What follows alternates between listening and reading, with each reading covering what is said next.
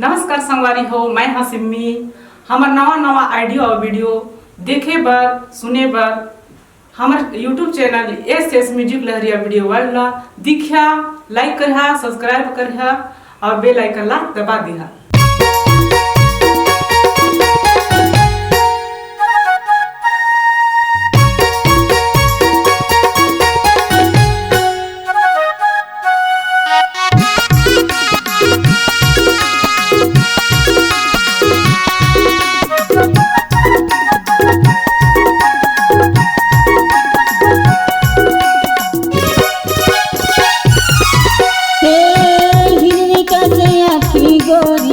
चंदा का स्वरूप हो जेना कल देखा गोरी कहा कल चूप हो। हिरनी का से आखी गोरी चंदा का स्वरूप हो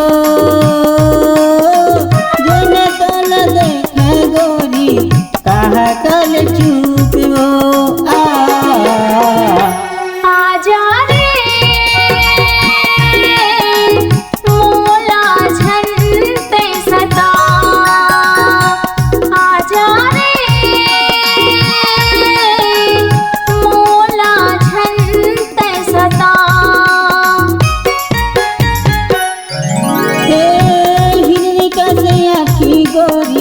चंदा का स्वरूप हो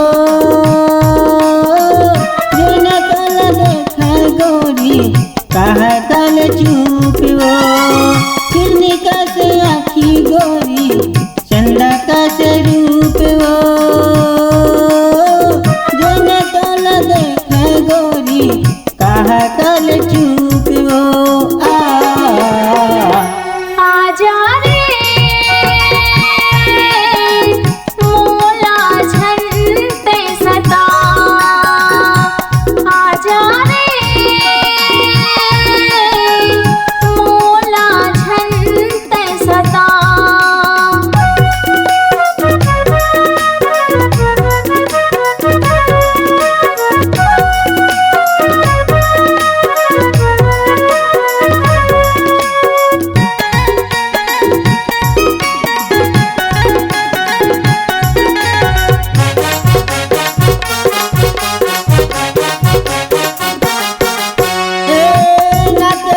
नथली गोरी पाके पैर बाजे वो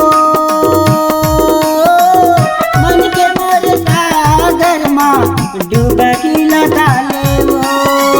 नाक कर नथली गोरी पाके पैरी बाजे वो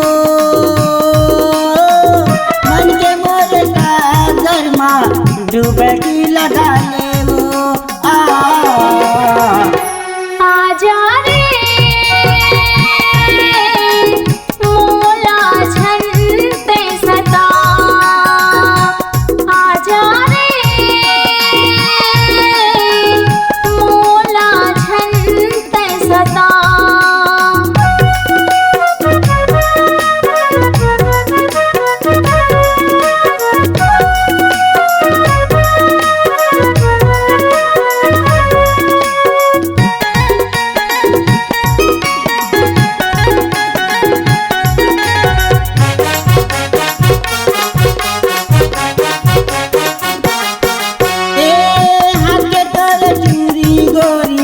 कमर के कधनिया वो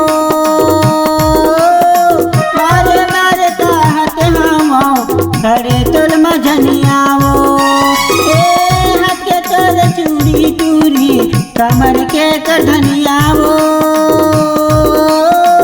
मारे मारे कहत हम खड़े तोल मझनिया वो। आजा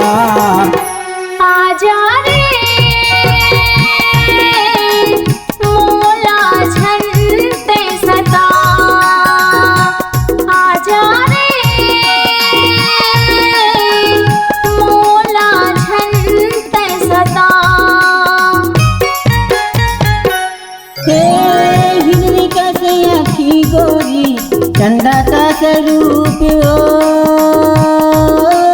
जेना कल देखा गोरी कहा कल चूप हो। हिरनी का से आखी गोरी चंदा का से रूप वो जन तल देखे गोरी कहा कल चुप वो आजा रे मोला झंते सता आजा रे मोला झंते सता आ जाओ गोरी आ जाओ आजा गोरी वो आजा रे मोला झंते सता आ जाओ गोरी आ जाओ आजा गोरी वो